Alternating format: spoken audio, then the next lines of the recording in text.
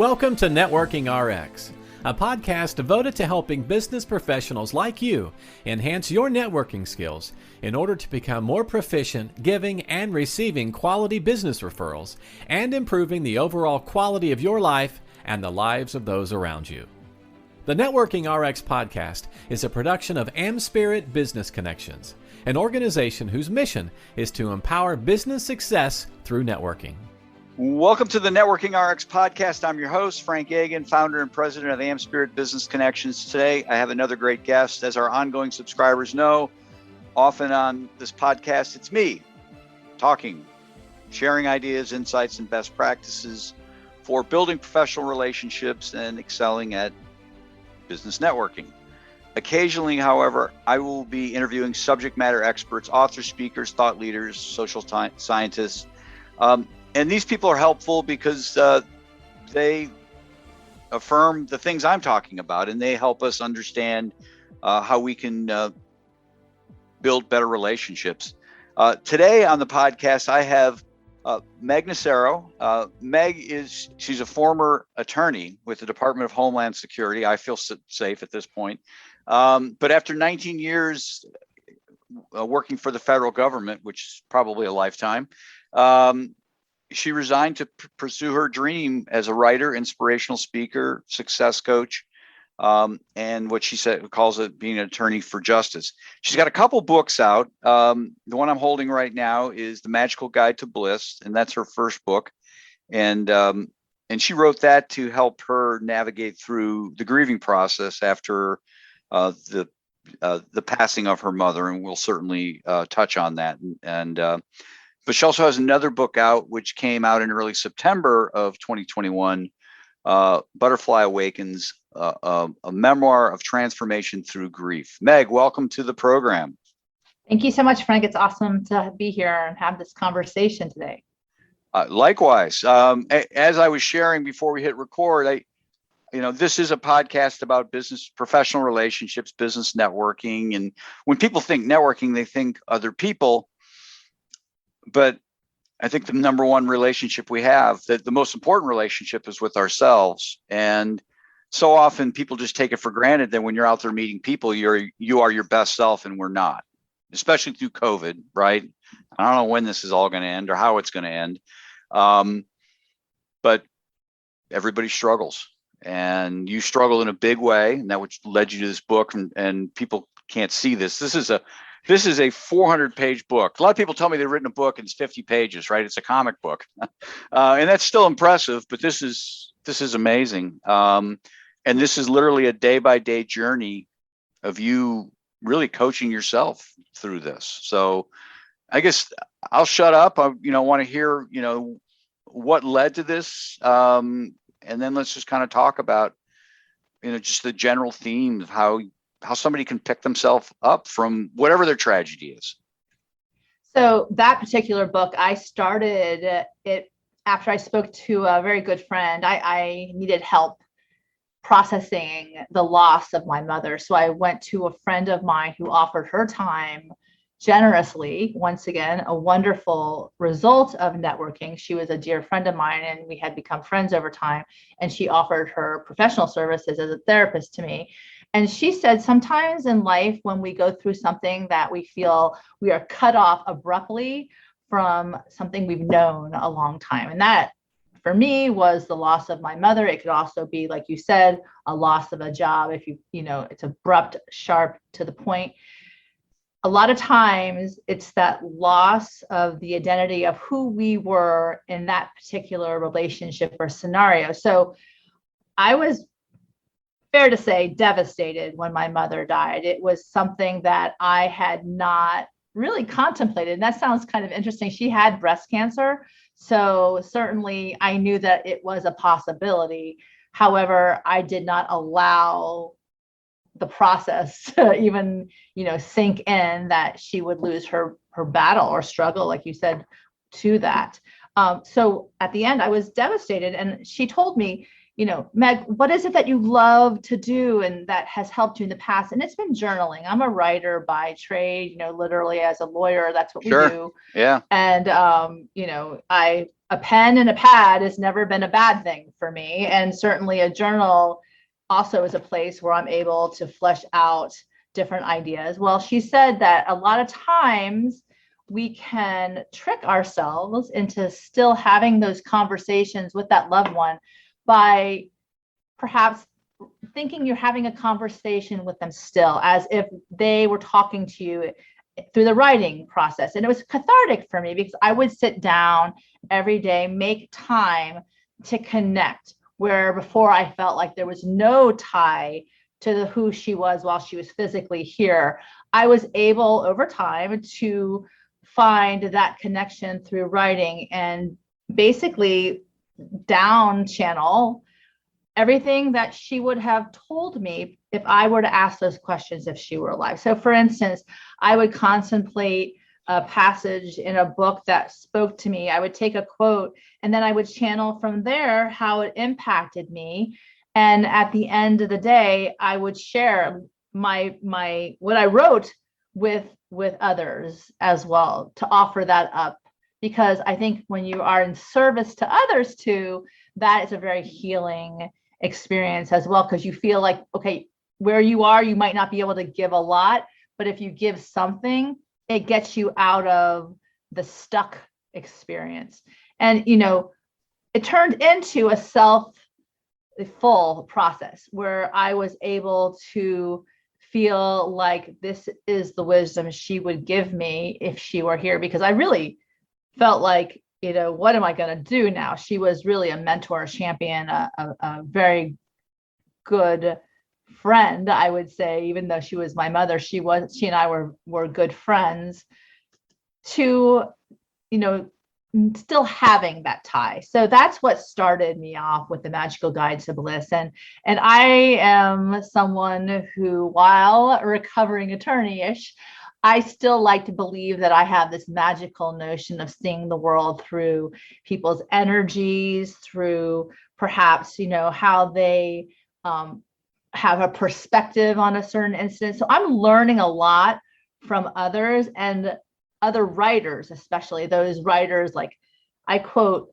Emerson, I quote Thoreau, I quote Dr. Seuss, I quote so many different authors throughout time that offer those bits of wisdom, that from that point I could shift to what I might have needed in that time. So 366, you know, insights later, I have this guide, and it really did help me navigate the grieving process, because it helped me engage with the world still, which when you're going through something that's so devastating, you don't want to engage. You want to withdraw, and it's very lonely. It can be very lonely. So it kept me still engaging and not to get stuck or sunk into a hole of my own creation because of, you know, that pain I was experiencing, and perhaps that darkness that kind of overwhelmed me.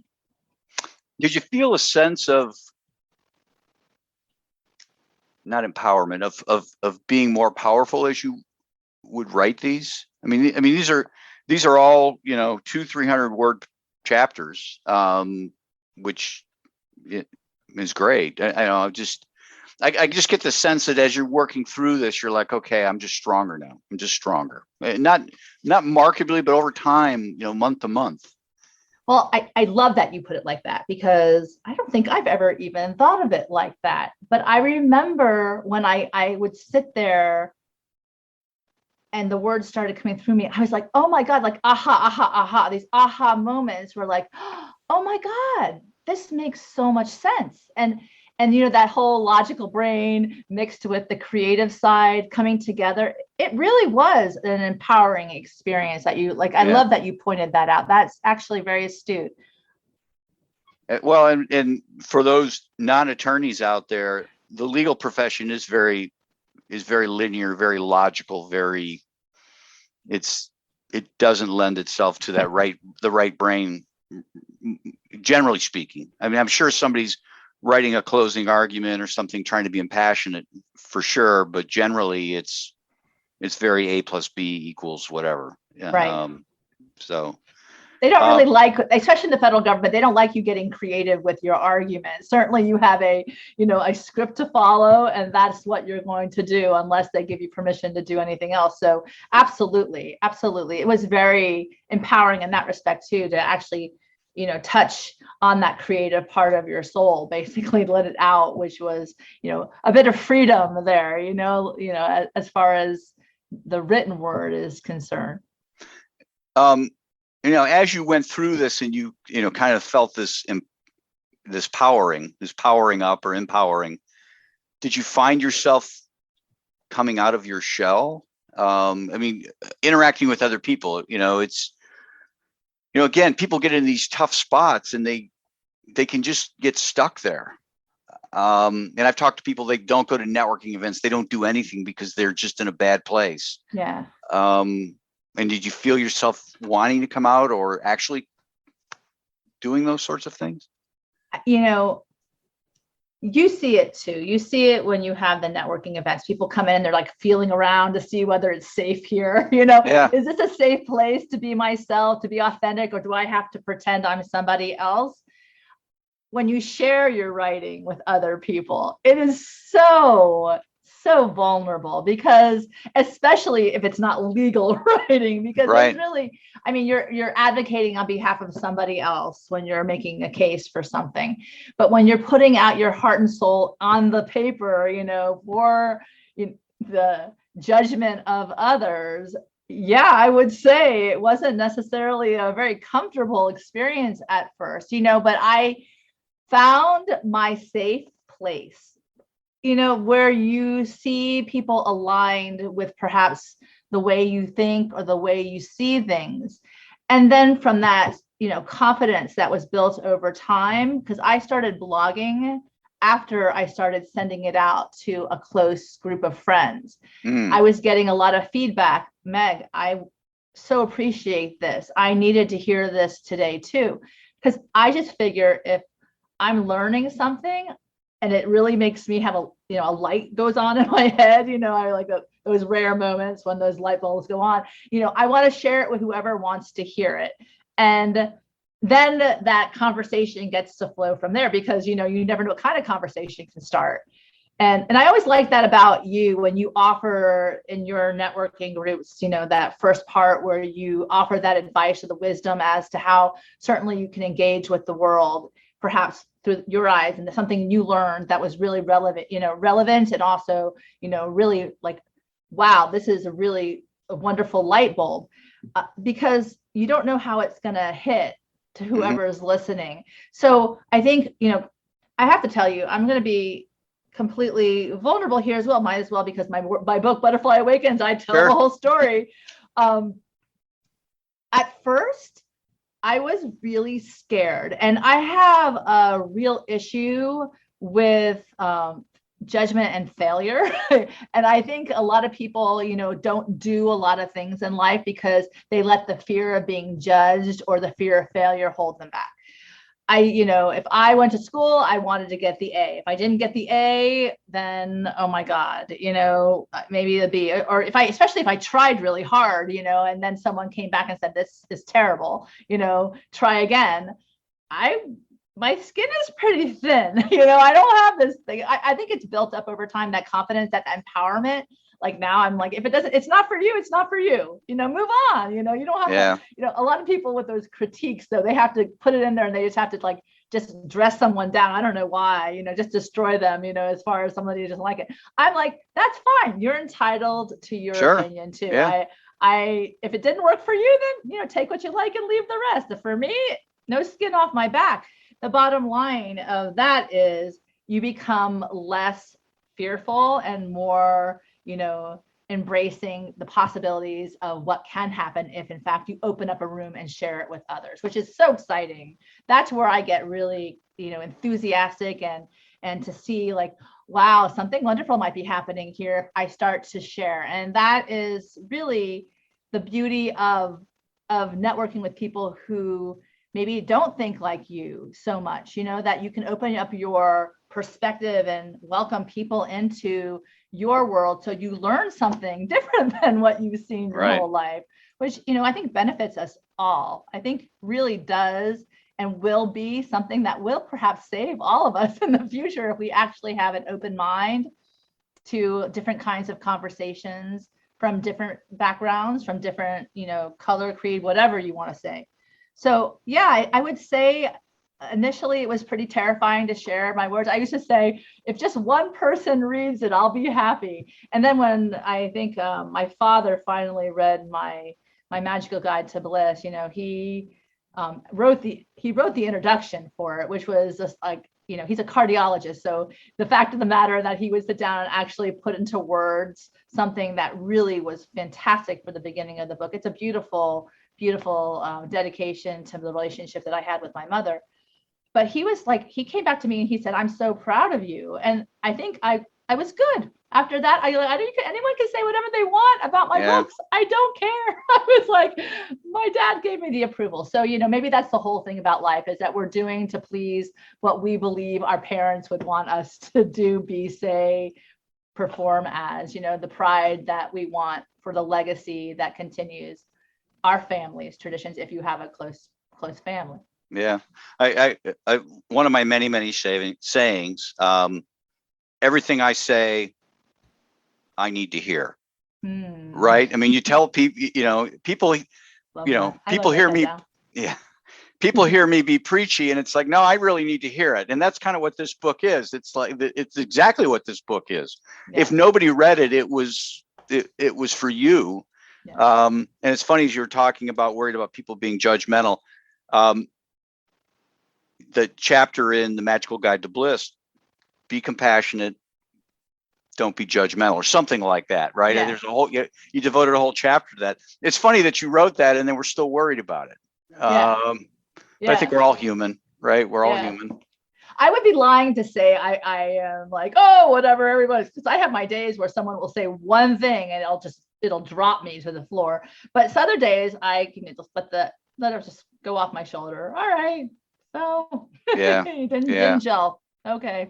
Yeah. Well, I think, I love your attitude that is, if it impacts one person, it matters.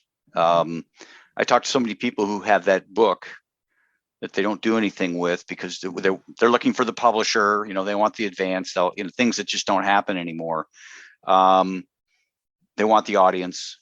It's like, no, you bring the content and the audience comes. Not that people listening need to write a book to read the book, get the book. And that's just as good. And journal, write notes in the margins, but very good stuff. Let's shift gears. Let's talk about you. The things you're doing. Yeah. You've got these books and that's great. Few people make a living writing a book, unless your name is Bill Clinton or Hillary Clinton or, so there's more to it. I mean, it's just kind of an entree into other things. And, you've got this coaching business and I guess share about that and, what you're looking for, how people can help.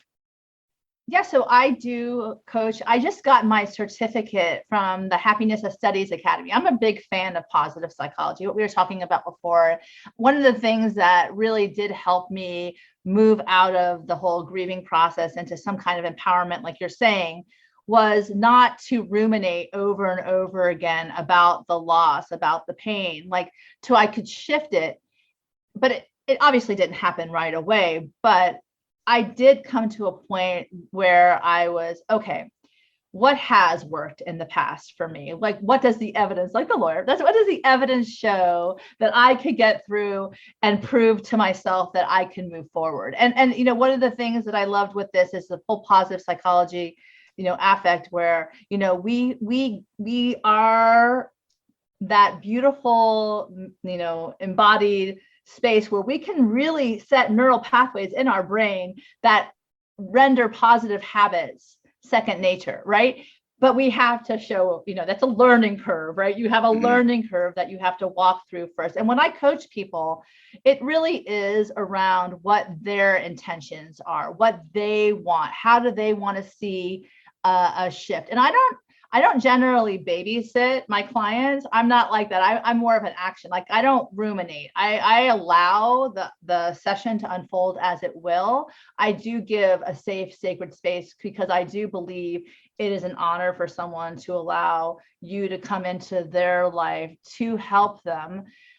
I do believe they come to you because of the wisdom that you have and the experiences that you have, and maybe that they align to how, in fact, you process. Like I'm a big manifester. I'm a visual person. I like to, set my intentions and I like to move it forward to see the like grow. So I'm never going to be one to set out a dream and not, actually do forward small or large movements, right, and find people in my life. Like we know Berta Medina, who's a wonderful force because she holds you accountable. So I, as a personal coach, will hold people accountable because that's what they want. That's what they want to see unfold.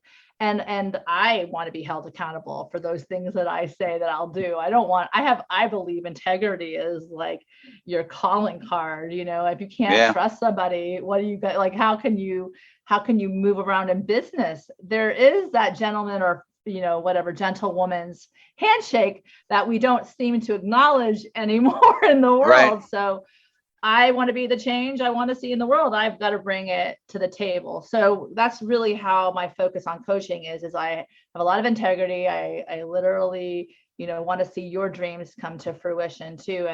And certainly speaking, I do love to move the energy in a room towards something of possibility. I love to really, I would say my superpower would be, having the opportunity to inspire others to come alive to the beauty of their own dreams. When I see the lights go on in somebody else, it's the greatest feeling in the world. It really does empower me. I love that you used that word before, to keep walking forward in my own life and my own journey. So both those factors are really important. The coaching side, the one-on-one individual. I've had master classes before that have lasted a year. During COVID too, that was a really wonderful experience. We were in person, then we went online, and thank God, because it really was a community of support during a time that was completely uncertain. So I really enjoyed working with others in that respect too.